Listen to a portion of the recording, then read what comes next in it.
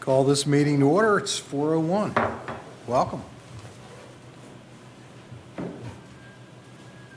Mr. Lynn Overby, we're going to start with public comment, so please feel free to state your business today. We're welcome here. Okay.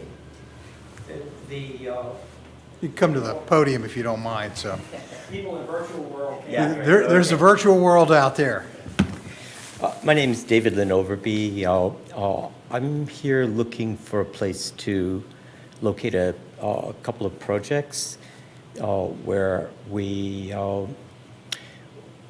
primarily hire like young interns, high school or university age, because we're working on some things that no one has years of experience. It's all new, so we need to train people, and we'd rather train smart young people than untrained people that are expensive and have a lot of the wrong kind of experience. The two requirements that we have is high-speed broadband, but real high speed, I mean fiber. So we've been looking around. We've been running some of these projects in Charlottesville for several years. It's getting very expensive there. We're getting no real benefit of paying those expenses. It's really difficult for the young people that we like to hire to afford housing there. There's very little housing available. So we just need fiber, internet, and we need to know what the vector is for, what the plan is for housing and for distribution of internet. The thing that's really puzzling here, it's been extremely difficult to get information about it. We can see that there's a lot of fiber that's been run, miles and miles of new fiber, but there's incredibly few places where it says it's available. The maps don't seem to be very accurate. The people at All Points, who we've also dealt with in Fauquier, Loudon, Rappahannock, they don't even know. I mean, I came here in February and was able to get fiber hooked up out on Hardingsworth Drive on Dividing Creek in a week. So looking at all the fiber and looking at what maps I could find, I thought this would be easy, but it's very difficult. We can't figure out where you can actually get all that fiber. It looks like it runs past a lot of places that it's not available. So could someone fill me in, please, on what's the plan and how's it working out? Well, first of all, did you get my email today? I did not. No, I've been on the road for a few Okay. hours. I've kind of outlined where we are in terms of the county. First of all, the LCBA is responsible for getting broadband to essentially all homes. We want to make sure that anybody that wants broadband has the capability to get it. Mm-hmm. That said, the programs that have been in place so far, you speak of fiber specifically, the Federal Communications Commission is less specific. They only guide us with speed. And the current definition for broadband is 100/20. So that's 100 megabits down, 20 megabits up. And DOCSIS? Doesn't matter how you deliver it. It can be satellite, it could be fiber, it could be coax. Well, we need symmetric, and we need speed. I mean, we really need gigabit and 10 gigabit connections. The email that I sent you today, I gave you contact information. First of all, Verizon has fiber in this area, depending on what you want to do. If you're talking about to homes, Verizon is not presently playing in the home broadband business in Lancaster County. However, they do have fiber. So if you're talking about actually opening a shop within like for example, Kilmarnock, you would probably be able to get a symmetrical pipe from Verizon, and that would be fiber.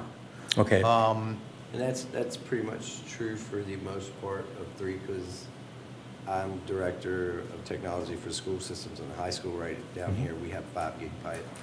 Okay, So but from Verizon? Yeah, well, from a partnership between APB and Verizon. Okay. Verizon, so yeah. And do you know, what's the backhaul for that? The backhauls for any of the major companies will not let us, they won't tell us what their true backhaul bandwidth is. Why not? It's, a lot of this It's is paid considered for. proprietary. Terry's equipment, yeah. It's a backhaul. There's no legal mechanism we have that you have to tell us. But do you know? But suffice it to say, most of these businesses are, if they haven't already, they're in the process of upgrading to a fiber backhaul. Yeah. Well, see, that's what we're concerned That's, about. that's the only Yeah, economics for because running. you know, we're looking in Fauquier and they have a microwave backhaul, and it makes no sense. We have no wireless backhauls in this area. Okay, I can guarantee you that. so it's either. It's either fiber or cable, one of the two. Okay. So Okay. that's pretty solidly, and both companies have increased what they originally had coming to this area and increased the pathway. Mhm. Because at one point, everything physically came from that way, and now they come from both. So there is, since the starting of this broadband authority, there has been much growth as far as redundancy, rerouting, switching, stuff like that. But the area itself still going to fall for certain things. Like there was a cable that went out at 95 in Richmond. It Mhm. just happens to service all the northern neck, period. Mhm. And that was like, what, we went a week or so without any kind of internet service available, and there's nothing anybody could do about it because it's just one of those really, really old cables that Yeah. Verizon had been pumping data through. Right. Well, see, that's why the details are important because, I mean, we have some things where it's not all that critical, but we design components of high-speed trading systems. Right. And medical imaging processing stuff. And like, you know, things like redundancy, like just high availability is of critical importance. Not necessarily at the beginning, but we kind of need to understand where it's going. Like, I know for a fact currently, like our industrial park, Mhm. the road before it, DMV Road, all have high-speed available bandwidth. I'm trying to think of some more commercialized areas. Most of, all of Kilmarnock can get higher speed circuits. I think. But from who? From Verizon? Verizon. Okay. Verizon dominates a lot of certain areas as far as industry goes. That's on the business side. Right, business side. So all this new fiber, I mean, when information was difficult to get, we started tracing down all just fiber runs, and you can see there's a whole miles and miles of new fiber. Yes, that would be the APB solution. What is bizarre, I mean, like there'll be 3 addresses within half a mile, and you can see junction boxes. It's really easy there, but it's available at this address, but it's not available at these other 2 addresses. Yeah, as I explained, and you have an email I'll- from me, you can look at. I'll look at the email, yeah. The gist of it is, okay, I'll just run through essentially what I said in the email. There's obviously, on the business side, there's Verizon. The incumbent cable provider is BreezeLine. That's a hybrid environment. It's coax. So it's DOCSIS and it's coax. Yeah. And they cater to consumers, but they also have a business service. And again, if the more metropolitan area of the county, as in Kilmarnock, Whitestone, places like that, they will offer higher speed services. I don't know that they offer symmetrical. I have not addressed that. Well, fiber is almost always symmetrical. I mean, there's no reason for it not to be, right? Unless the road nowadays is open yet. Yeah. Can't really speak to that. I mean, during COVID, we moved 700 people from offices in Dusseldorf and Paris to all over the EU. And we ran into these crazy things, like the kind of thing that you're talking about, where stuff runs someplace, but these people have a contract to do. One company has a contract to do it in that area, but they don't actually offer anything except businesses. And I mean, we were able to cut through that. It wasn't easy, but once we learned who was controlling all this, where the money came from, what their reasons were for all of this, we were able to work things out in, I mean, about 70 different areas. It wasn't easy, but once we started, there were really only about 3-4 different things that you had to be able to say in order to get reasonable quotes on getting fiber to people's homes. But we're interested, the long-term goal on this, you know, that was an interesting thing because we moved hundreds of people to work from home, and then we found out that for an awful lot of employees, even with years of history of being good employees, that working from home means not working, right? And you lose the culture of the companies very quickly. So we've already had 3-4 years to work on that. And what we're interested in doing with these new projects is we would need someplace. We're never going to hire a lot of people. These are small projects where we're seeding something. We're getting core people to work out something. This is AI stuff primarily. It's not developing AI, but using available, proven, ready to implement technology to do other things, useful things actually. So AI applications, and what we would need, like Kilmarnock seems like it might be a good place. Perhaps I don't know that much about. I mean, it looks like you've got a school right here, but we're looking for some place where we can get a light use wired office space for training and work sessions, design sessions. But mostly we expect people to be able to work at home.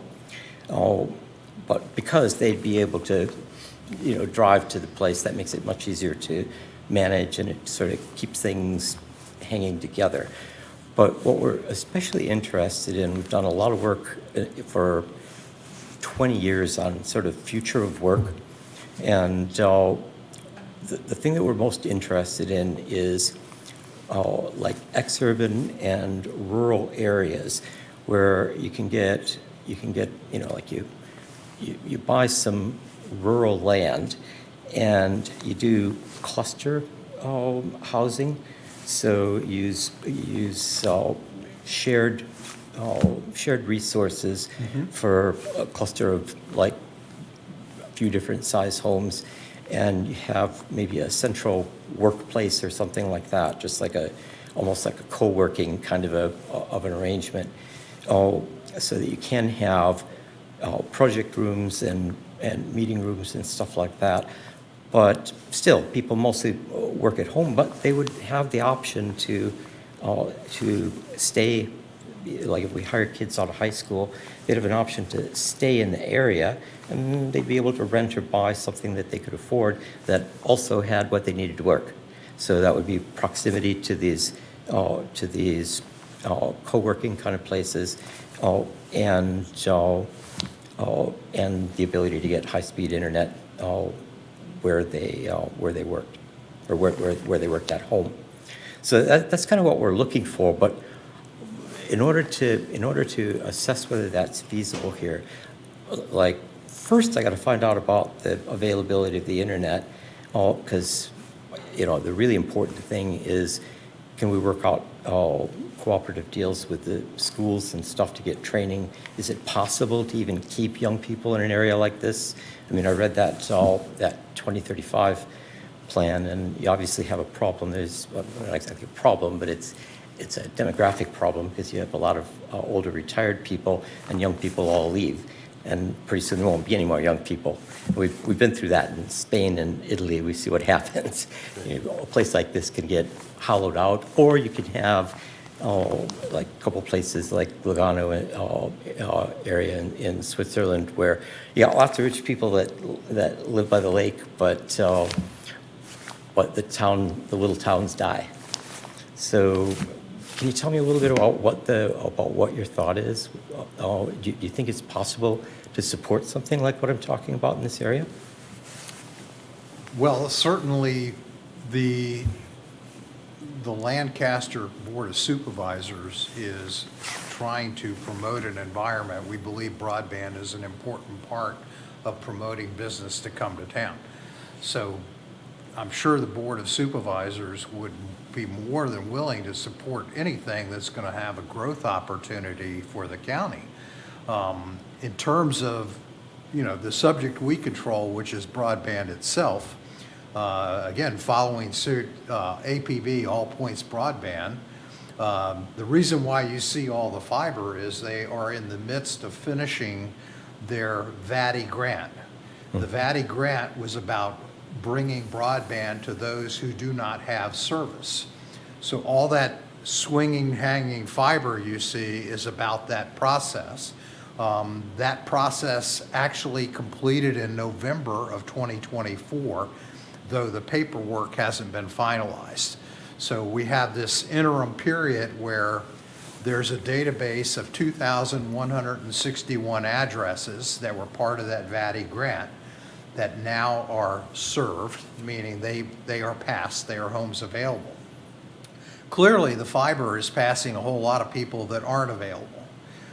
Theoretically, the homes that they're passing are already served by BreezeLine. Yeah, but to us, BreezeLine, I mean, cable technology is just not the future. That's not going to work. Well, again, we have to take an agnostic approach. The purpose in the VATI grants was to get broadband to the home. So if a home was served by BreezeLine, it could not be served by APB, and the state of Virginia would not offer any grant money for that purpose. What if, that project that we did in Europe, we paid anywhere from a couple $100 to $10,000 or $15,000 to get people hooked up.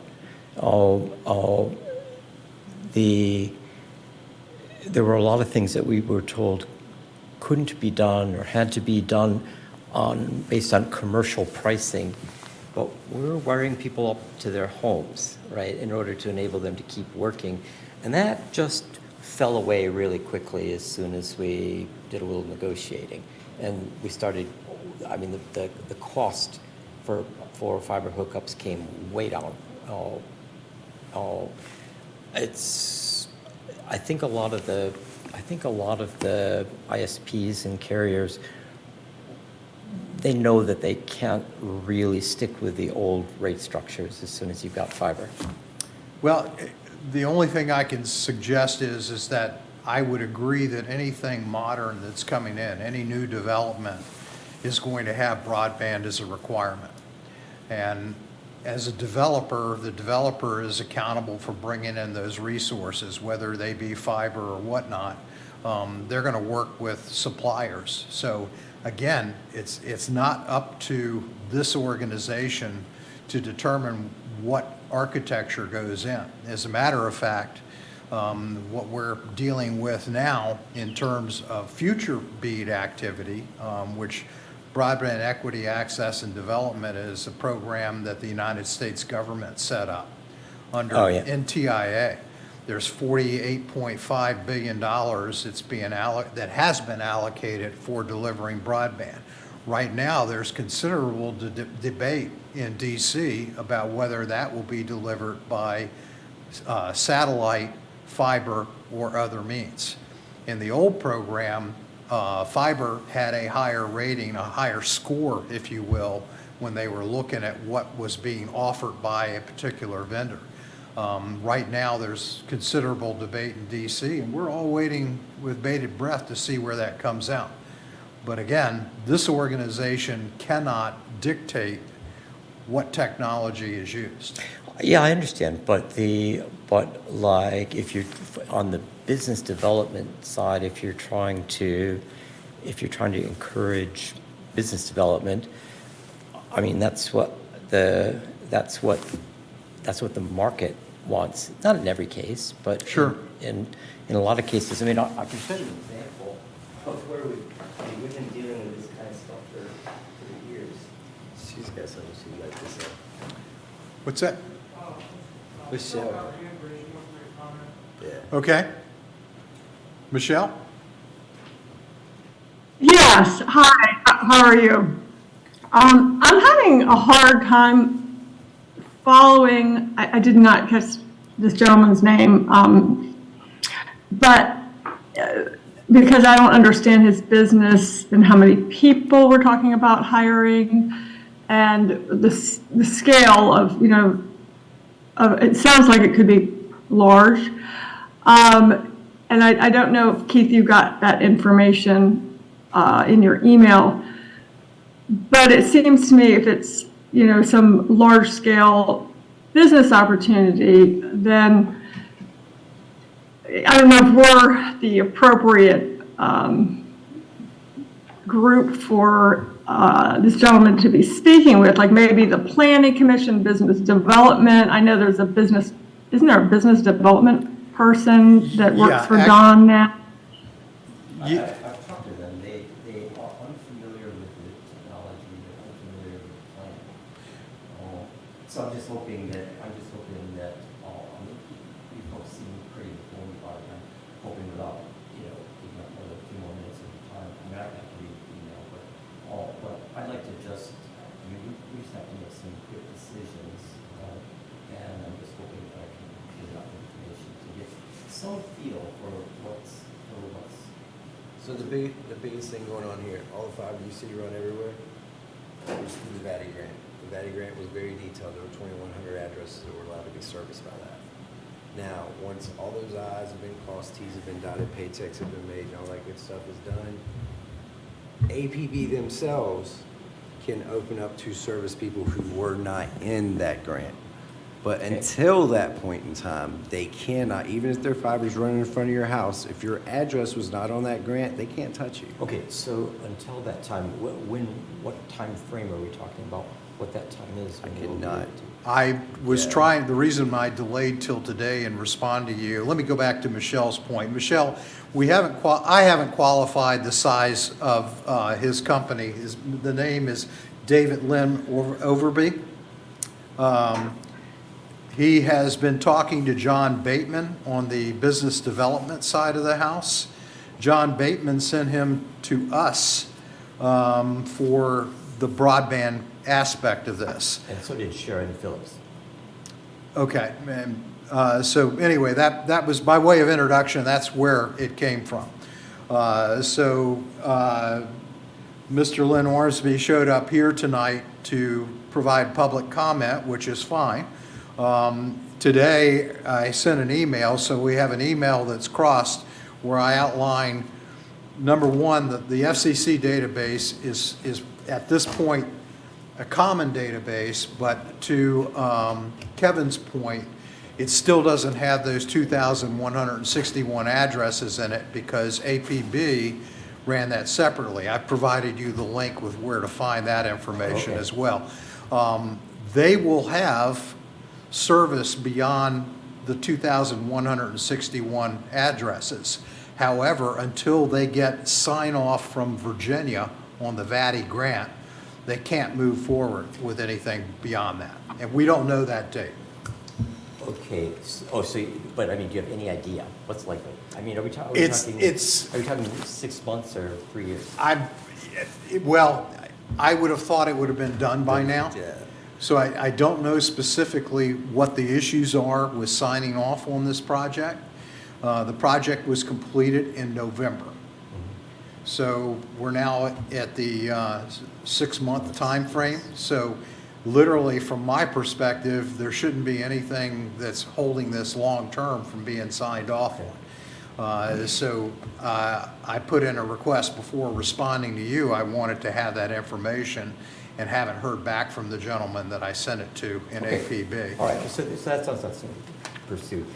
Oh, this is something that we worked on in the mid-90s, like 1994, right? Oh, these guys spent, this is Maui, Hawaii. Uh-huh. Oh, and they built this research and technology center. They built the Maui High-Speed Supercomputer Center. I lived in Maui. They asked me to, I worked in Silicon Valley. They asked me to recruit companies to come to Maui. It was like, well, that doesn't make a lot of sense, but what? But they had one end of the original internet backbone, right? Yes. When we dealt, and we actually worked with these people for a little over a year and started to have a big disconnect, because when we started to get tenants all moving into this, research and technology part, they were unable to actually deliver half of the things that they'd all promised. When we went and talked to the people that ran the project, they listened to us, and the customers aren't happy, and we got a little lecture. They told us, well, the tenants of the incubator of the research park, they're not the customer. The legislature's the customer, because that's where all the money comes from. And we packed up and walked, right? That's a scenario that we've seen play out, and that was in 1994, right? And we've seen this kind of scenario play out again and again. The government wastes a lot of money. So we just don't want to get stuck in something that is a morass, that we're going to get that kind of thinking. It doesn't sound like you guys think that way, but No, well, it's, for us, we're just motivated to get broadband to everybody in the county we can. That's the Yeah. pure motivation. Unfortunately, we are using government dollars to make that happen. So we're now in the process, by my estimates, we have 92% of the county that are now served by broadband. And that would be some sort of wired broadband at present. And we're looking for ways to close the gap on the remaining 8%. And the BEAD applications are in the process of doing that. The BEAD applications, as I said, miserably slow timeline on delivering the dollars, but we are, I know for a fact we have hundreds of addresses that are either on the unserved list, meaning they don't have anything, or the underserved list. So if you recall, there was, 2 years ago, broadband was defined as 25.5. And FCC changed that last year to 120.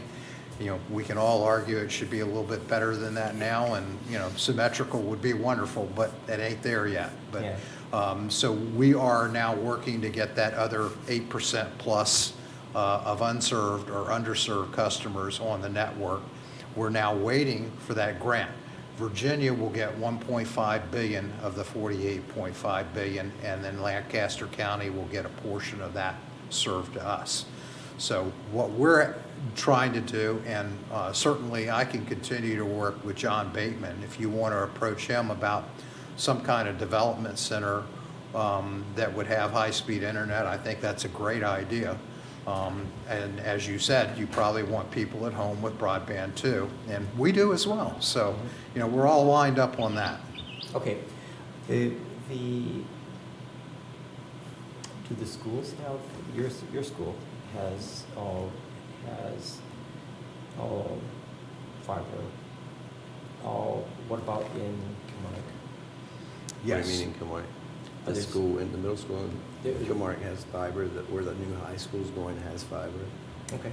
So, yeah, that when I told you that industrial park and that DMV road, that's exactly where the hospital's at. All that area through there has high-speed data. And available. all those are off Route 3. Yes. Just say. So, quick service route, if that becomes an issue for you. But that's all Verizon, right? No, mix. You can get a mix. My cable actually comes in through APB. So, and I go out once every 5 years for a competitive bid, and I put what I want, and that's what we take. And there is a little bit of sway on who we know has better service, but other than that, it's who's got the best price. What does 5 gigabit cost? I'm paying, I think we're right at like $3,000 a month. Okay. And that's with 5 gigs to the world and 4 point-to-point wireless. I mean, point-to-point fibers to each of my buildings. My high school's my hub. So, So you, the kind of thing that we're looking at to be affordable for having people work at home and stuff like that is all like it's 75 to 125 a month. my personal bill, which is through Comcast. I mean, not Comcast. Breezeline. I use it at my home because they were the first ones there. I'm paying $73 for 1.5. I think is what we're getting gig.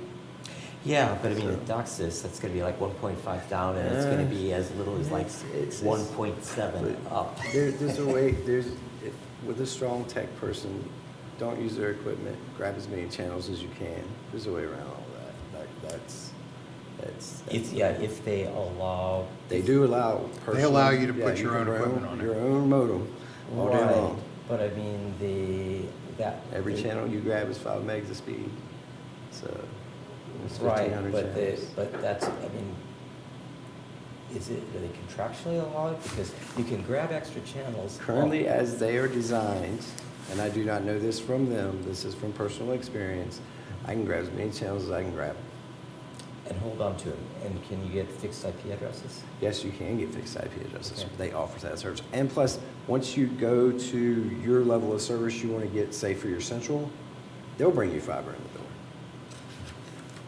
Okay, all right. And are there any, like, they told me that there was some, I forgot what they called it. It was in that letter. They said there was something at Rappahannock Community College, but the people that told me about that apparently didn't realize that it went defunct like 5 years ago. Is there anything like that anywhere? What do you mean, as far as trains? This was a training center. They didn't go defunct. They just took it over. College took it completely over. Are still using it. My son works for the college, so The college took it over, but, okay. they used to use it. The college let people use it as a training center, but now they're totally as classes all the time. Okay. So it's not really a training. They don't lease rooms for training anymore. All right, okay, so I'll follow up and read your. Okay. I'll read your letter. Could I get your contact details? Yes, sir. I don't have a card on me, but I can write it down on a piece of paper, and if you don't mind, give me a minute. Right on there. All right. It seems like you probably have to find the place you want to locate Mm-hmm. your stuff, whatever you're building or your infrastructure. Then find somebody who can bring you fiber or something fast and contract with them. But I don't know how you would be able to guarantee people working from home, because on my road, I have Breezeline, and I don't know if all points will ever make it down there. My speed is adequate, but it's not gig speed.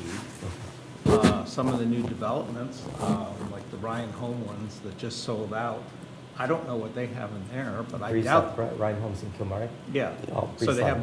Breezeline, so they don't have, I doubt they have gig speed. Well- So if you, Well, but I don't remember, know.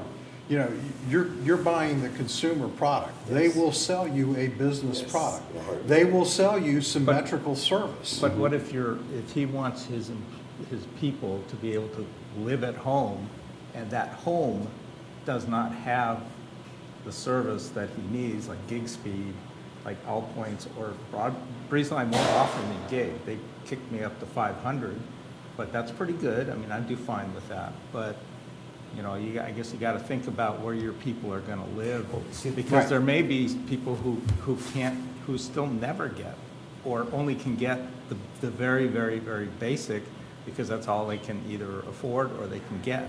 And I pay more than what he pays for my cable, and I'm not happy about it. But there's nothing I can do about it right now. I need internet. Just from the business development side of things, it's like you're gonna have to, somebody, if they're serious about business development, they're gonna have to look at what customers want. And like, we're not talking about coming in and oh, throwing a lot of money around and building a big thing with a bunch of people.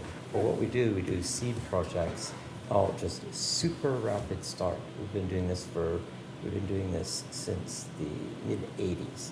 So we take brand new stuff, figure out how to make it work. You just have to find, I totally agree. You have to find somebody who's sympathetic, want to go to work with you. I mean, That's it. we don't set prices, we don't set contracts. I don't think we can force anybody to work with you. You have to find who's going to work with you. And if it's Verizon and they're willing to put Fios in the ground and give you 5 gig speed, great. If they say, no, we don't think you're good enough for us, then it might be APB with 1 gig speed. It just depends. I mean, but I don't think we have any control over that. No, we do not. Yeah. But it would help a lot of, I mean, maybe not you guys, but it would help a lot of somebody in business development, if they actually took a close look at this. Because what our stuff does a lot of times is, we start out with like a couple of university students and 3-4 high school interns, and a year and a half, 2 years later, we don't do this, but if the thing is successful, for every project successful, we got connections with equity sources that will fund it. And now you've got I'm something all for that- equity. I'm all for Yeah. making lots of money.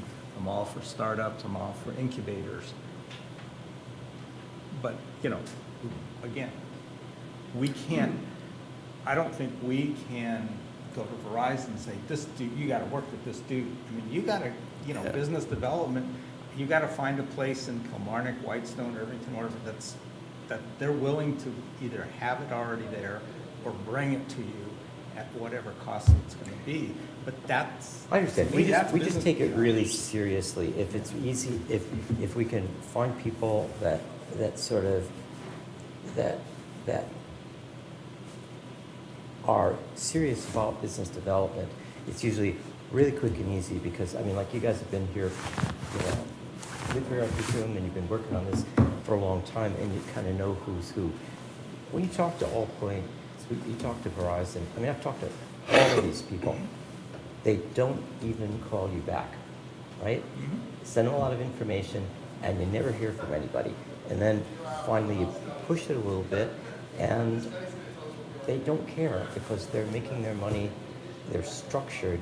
I mean, we check, we kind of backed away from the Loudon Rappahannock thing because Allpoints is just focused, they're optimized for extracting money from government funding. At this point, at some point, they're going to have to start like hooking people up, or it won't be viable going forward. But you understand what I mean? It's like, I understand, but again, I don't think we have any sway Yeah, over that. John Bateman is the one you need to work on Plus, for that. You do have to remember that data in the state of Virginia is not regulated by the state. yeah. So, and we got 20 minutes before. Yeah, we Yeah, got I'm sorry, we I'm got to sorry. push on. Yeah, So. yeah. No, I really appreciate your time and hopefully if it's not in your email, hopefully I can maybe get the right contacts, like especially at Allpoint. And I sent you links for all those. Read it and then get back to me, and I'll be happy to work with you to find what you need. thanks so much for your time. Okay? Thank you. All right. So first thing on my list for tonight is bead updates. I have no formal bead update. As you know, Washington is still working through bead and working through the proposal. The states are now moving ahead with what they have. So we're just going in a wait and see on bead. On the provider updates, as we just discussed, Allpoints Broadband is at the point where it should be closing out the VATI grant process. They will then be in line, as is BreezeLine, for BEAD money. So I don't know whether that moves faster or slower. I can't tell you. But I know that they want to start serving a broader audience, so we'll see where that goes.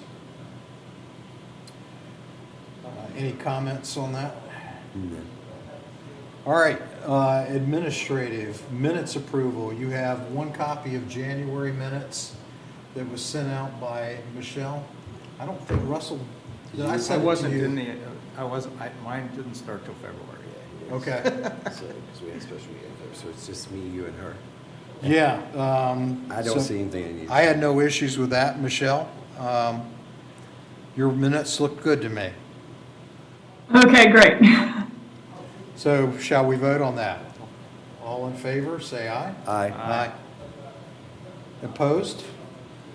All right, and Russell was an abstain. Yeah. I didn't count.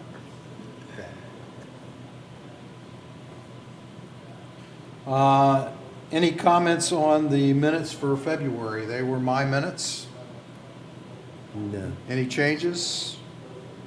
No. All in favor of the February minutes, say aye. Aye. Aye. Opposed? None? Okay. Okay, so the minutes are moved. Kevin, you want to give us a treasurer report real So quick? the only thing that's changed is, of course, our 1856 that we're paying out to the tower still, and our $10 of loss on our bank account because of service fees monthly.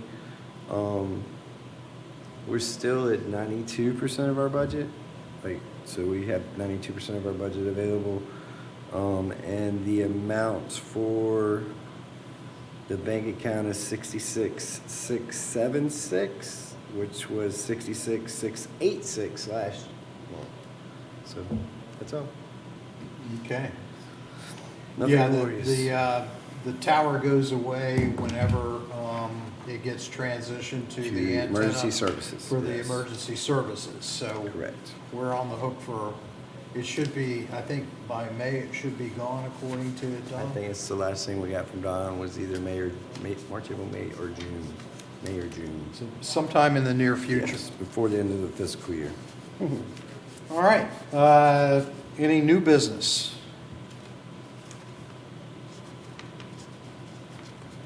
Michelle, do you Michelle, want would the that floor? be you? Any new business? Do I have any new business? Well, I've spoken to Keith today. I'm going to submit my resignation to Keith. And it's been a pleasure being on the board. Hold on, we get to vote But, on this, right? We can decide no. Considering now that we're in part-time in Great Falls, Virginia, and it's during the week most of the time and then home on the weekends for the foreseeable future. We're back and forth, hopefully home during the summertime a lot more. It's time for me to move on. And so Kevin is like last one standing from the old group, and he's even the original. I wasn't even an original member. Kevin's now our senior member. He is. Can I make a discount on coffee? So, All right, well, Michelle, it's been a pleasure, and I thank you for your service. yes, ma'am, very much. And I wish you all the best in what's next for you. We certainly will miss you. Well, thank you. And feel free to call me if you have, any kind of questions or anything like that. I'll always be happy to. Your number's on my phone, Hey, so. she just volunteered to be our lawyer. I heard her say that. Yeah. Kevin's always pulling me in for that. Thank you very much. Any other business tonight? I have one motion, All right. but we adjourn. Kevin's made the motion to adjourn. All in favor? Aye. Opposed? All right. This meeting's adjourned. Thank you very